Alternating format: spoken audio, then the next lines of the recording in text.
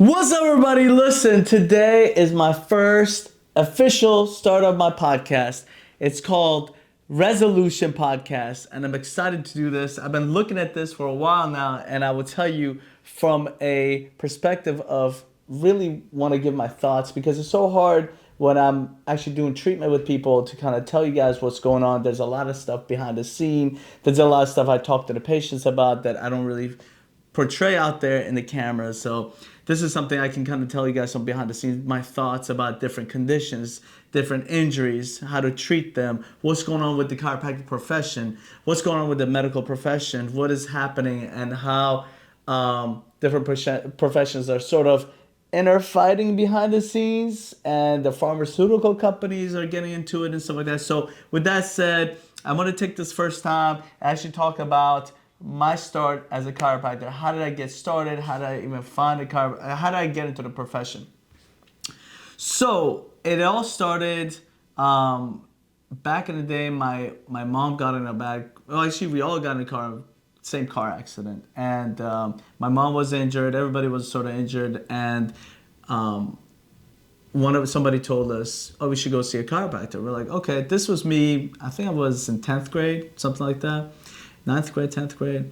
And I always thought about being a doctor, but I never knew like what I want to do and stuff like that. So we all go to a chiropractor. My mom has some back pain and neck pain and stuff like that. And next to we all go see this lady actually in Virginia. I don't remember where she is anymore, to be honest with you. And I was like 14 at the time, 20 years ago or something like that. And she fixed my mom's back pain and neck pain instantly. My mom came. I was sitting in the waiting room, and my mom came, sat next to me. She was like, it was my turn to go in, and she was like, "Look, Reza, she fixed my back pain, and nobody else could. And you want to be a doctor? Why don't you do what she's doing?" And I was like, I literally remember I looked up. I was like, "Okay, I can see that." So going back 1 year, my sister actually was going to the library, and she was looking at massage books. So she was reading massage books. So she would come home and she'd be like, "Hey, I want to try what I learned on it." I was like, "Okay." So I'm laying there on my stomach. She's like massaging me. And then she's like, "Oh, can you do the same thing to me?" I was like, "Okay." So I turned around and kind of massaged her, whatever she taught me right there. And then she was like, "Oh, that was really good." I was like, "Okay."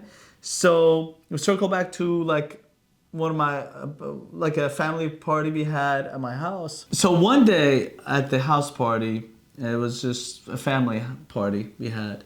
One of my uncle was like, "Oh man, my neck really hurts." And then my sister goes, "Reza is pretty good at massage if you want it." She like volunteered me. I was like, "I don't want to be massaging people right now." She's like, "No, do it. Your uncle, his neck hurts and stuff."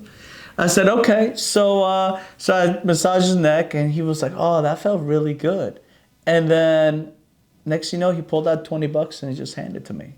I was like, "Wow, $20? That was like 5 minutes. That was really amazing." And then my other uncle goes, "What about me?" I was like, "Okay, well, I did it for this."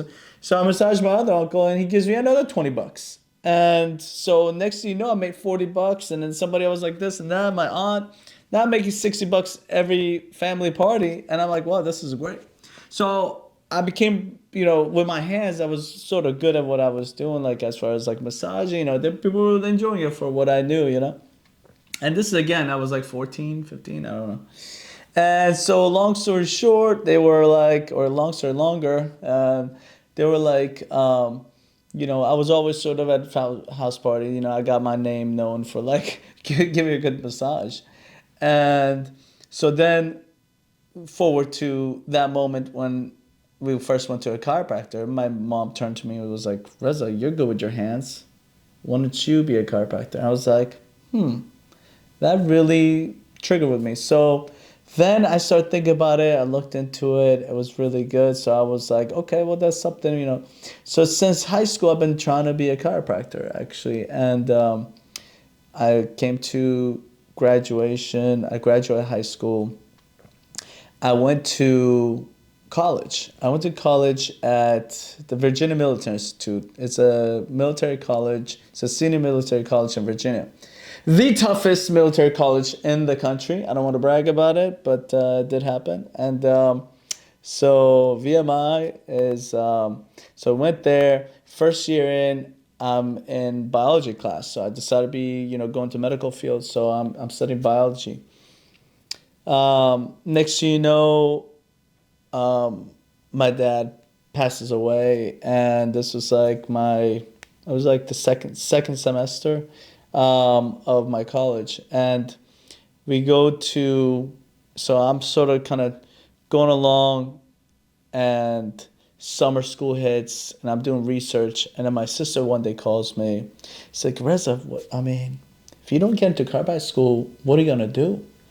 I said, I don't know. I was just trying to do that. And she was like, well, why don't you study engineering? And I was like, she actually said, what if you don't get into medical field, what are you going to do? I said, I don't know. And she was like, why don't you study something with engineering? So like if you can, if you can't find a job, or if you don't get into school, you can at least work. I said, okay. So I switched to civil engineering. And the reason I did that was because I looked up, I was never interested in engineering, but I was like, all right, well, if I'm going to switch because of a job, I better get the one that makes the most amount of money. And at the time, this is back in 2006 or so, civil engineering made base salary the most money out of all the engineering. I think now might be different. But so then I switched to civil engineering, and I'm doing pre-med at the same time because I'm still trying to go to school, go to chiropractic school, go into the medical field. So then I'm looking into I'm in a military college. Then I realized that they don't have chiropractors in the military. So then, that kind of holds me back from trying to join anything. So I don't do that. So, but again, I don't want to give up. I'm in the toughest military college in the country, and I want to finish this. I want to be able to say I did it. I don't want to be getting out. Although, so many times I was like, what am I doing here? Like, I'm not even going to go to the military. Like, I'm sort of wasting my time here. So then, we kind of go through, I study, my dad passed away. So my mom moves back to Boston from Virginia because her side lives there. And then, so then I'm kind of going through life here and studying civil engineering. I hated engineering. Oh my God, what a passion. I'm just trying to get through it. My brain was not made for like math. My brain I was really good at memorizing things. I was really good at like putting, two and two together as far as medical stuff. I was good with my hands, but math wasn't my forte. But hey, I didn't do too bad. I graduated pretty good. I don't remember my GPA though, but maybe I was 2.8, 2.9. My GPA for all the pre-med courses was 3.5, 3.6, something like that. So, but I went through it, and I graduated. Then I'm applying to chiropractic schools. So we sit down. I think my sister was like, all right, let's look into it. So me and my sister all sit down together, and we trying to figure out what school to go to. And I go to University of Bridgeport. Number one, it's one of the best science-based chiropractic school in the country. Second of all, it's the only university-based chiropractic school. And third of all, it was close to Boston because my mom lived there, so I can like hour and a half, 2 hours. I'd be like psh, psh, psh, from Bridgeport to Reading where she lives. So then I go there and I finished chiropractic school. During this time, I'm dating my wife now, and so I get, we get engaged my last year of chiropractic school. Then my fourth year comes along. I graduate 2013, December 2013. And this is a 4-year program and stuff like that. So chiropractic school, my school was a 4-year program. And so I graduate from there, and we go to towards, okay, where I'm going to live. So I'm trying to find a job, but my wife already found a job. So she found a job, and I was looking into, okay, well, if she found a job in Maryland, now I got to move to Maryland. So I decided to move to Maryland. Now, I got I don't know what to do. So I'm looking at Maryland's situation, but I missed the deadline for the jurisprudence test of the Maryland board exam. So basically, here's how a chiropractic license works. You take 4 board exams to get towards your licensing. Obviously, you have to pass all your classes. You take 4 board exam, 1, 2, 3, 4, and then you take a physiotherapy exam. So you can do like physical therapy modalities and stuff like that. And so when you do that, then every state you have to apply to every state's licensing board. And every state is different. Like DC and Maryland, they have a jurisprudence test, which is like a law test. Like, oh, what can you do in Maryland? What you can't do in Maryland? What you can do in DC? What you can't. But I missed the one for DC. I mean, for Maryland, I missed the jurisprudence test, so I had to wait until August to take it, and then September to get it, something like that. But this is like beginning of, towards January and February and stuff like that. So I was like, well, I can't wait till, I need to make some money here. Like, I can't be doing this stuff. So then I decided to go to Virginia. Virginia didn't have a jurisprudence test. So because it didn't have a jurisprudence test, I was like, okay, cool. So I sent out all my board score. I sent everything to them. And then next thing you know, they came at me and said like, here you go, you got your license. I was like, cool. So I got my license in from Virginia. And I was like, okay, what am I going to do? I need to find a job. So while I'm going through this licensing situation, I'm sitting at home. I'm living in my wife's parents' basement. So we're living there. And I was like, well, I'm a man here. I got to find a job. Like, I can't be like, my wife's going to work. I'm just sitting at home. So I started looking at jobs, some temporary stuff. There's this thing called engineering for kids. And so they're basically looking for teachers, to go with like 10-year-olds, 8-year-olds, 9-year-olds, stuff like that, and kind of do. Well, guess who else just got a degree in engineering? This guy. So I was like, okay, well, I'm sure they're going to give it to me. So I basically, it was super easy. No other teacher was actually engineer in there, but you just kind of read a pamphlet, be like, okay, and then you teach them some physics stuff. So I'm doing engineering for kids. I'm staying from Maryland. I'm driving all the way, 40 minutes in to make like $40. I don't know. Something, I don't know, something small. I don't remember, $40, $60. And pretty much my gas money. I was just trying to do something because there's no way I can stay at home. Not my personality. So I was like, I can't be just sitting at home. My wife go to work. I'm sitting there just chilling at home. So I was waiting. So finally my licensing for Virginia came through. And I was like, okay, well, now I want to go and work in Virginia. Now I'm thinking, okay, so I got my licensing. What should I do? Should I go work somewhere? But the thing is that I looked it up. Virginia chiropractors' less salary was less than Maryland by far, but maybe like $30K. So I was like, well, I definitely want to work in Maryland, but I definitely need to do something in Virginia. Why don't I just find a part-time job? I couldn't find any part-time jobs. So then I went to, I was like, well, I don't want to, get hired for 1 year somewhere. Then I would have to, I'm probably gonna get settled there. I just want to work somewhere for like another 6 months and then come back to Maryland and find a job there because it made a lot more money and I lived in Maryland, so that would make more sense.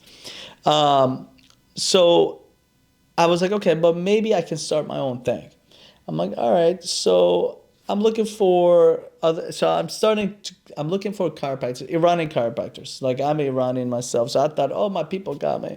So maybe I can contact some of them and say, hey, can I do like a percentage thing with you guys? And so nobody was really kind of talking to me. And one guy was like, oh yeah, you can come to my office. I'll help you out. I was like, okay, cool. So I go to him. I was like, listen, I have no money. I have nothing. I want to work. I want to start something. And I'll give you a percentage. I was like, what percentage is fair to you? He was like, all right, 70-30. He keeps 30 and I keep 70. I was like, oh, that's perfect. That's really nice, actually. I was going to do a lot, And he was like, yeah, don't worry. My secretary, your secretary, my office, your office, my stuff, your office stuff. Just do your thing. I'll help you out. I was like, oh my God, what a nice guy. Well, not so much. I go to, he was like, okay, well, you have business cards? I was like, no. He was like, okay, well, let's make some business cards at Staples. And I'll put my office, my office. I won't mention his office name. I put his office name on it. Put your name, put my name on the card, and I put the office phone number so that my secretaries would answer for you. I was like, okay, cool. That's not a problem. That sounds good. Um, so, but here's the problem. My idiot self didn't think about, hey, how does that make sense for you to put somebody else's phone number on, somebody else's office number on there, and all you're doing is advertising that? And I'm like, and I didn't think about it. I thought about, oh, that's nice. Oh, I get to have a secretary, this and that. It kind of sounded really good at the time. So I'm started advertising. I'm going everywhere. So I'm trying to figure out what to do, right?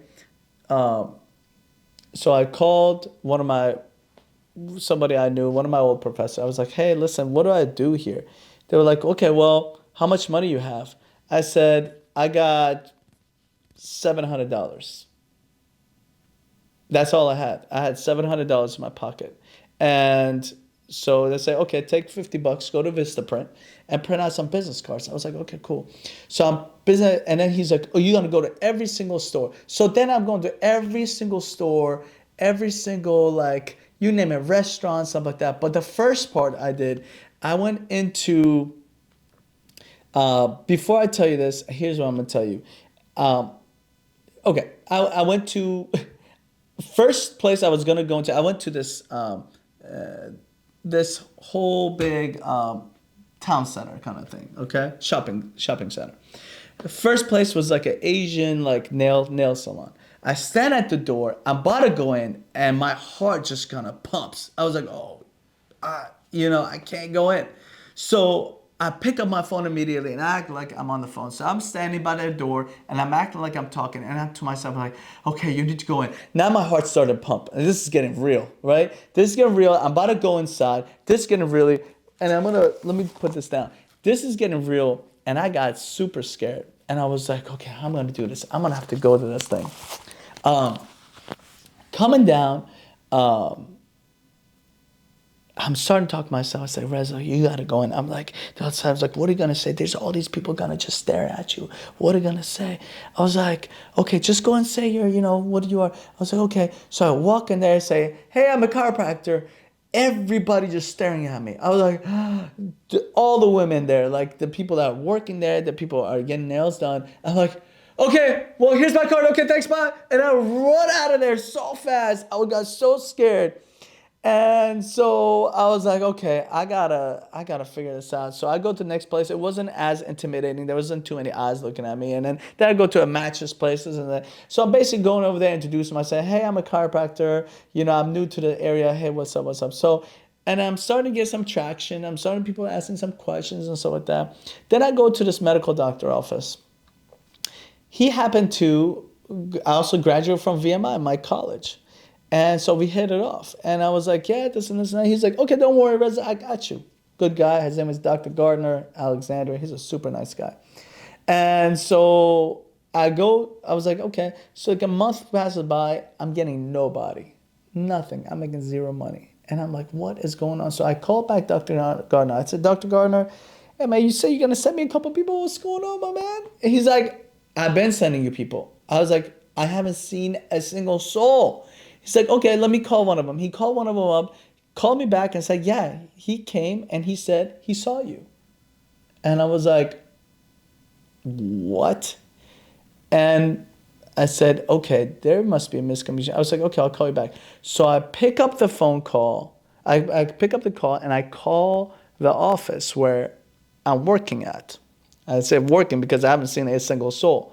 And so I called them up and I said, okay, hey, I like to make it. I changed my voice because I wanted to see what they're gonna say. I changed my voice. I said, I like to make an appointment. They were like, sure, Dr. Afzal. Hold on, we're gonna scratch that. Dr. So-and-so is available today. You want to come? And they didn't mention my name at all. Okay, and I was like, I called the office that I'm working in, and I put in that quotes because I'm like, I don't, I haven't seen a single soul. I changed my voice. I was like, hey, I'd like to speak to, I don't know what I said. I was like, I'd like to speak to, I'd like to make an appointment. And at that point, they're supposed to mention which doctor, me or the other guy. They don't mention. It was like, oh yeah, the other, they mention other doctors. Like, oh yeah, he's available. Blah, blah, blah. They didn't mention me at all. And I was like, oh my God. This whole time, I've been coming from Maryland all the way to Virginia, 40 minutes. I have no money, gas. I'm spending a lot of money on gas, traffic, this and that. Coming in the morning, leaving at night, no money at all. And I'm just advertising this guy. Then I called my wife. I was like, hey, can you call? She's like, okay. So she calls. She literally was like, I'd like to make an appointment with Dr. Eftekar. And they said, no, he's not available. Dr. So-and-so, the other doctor, said, he's available.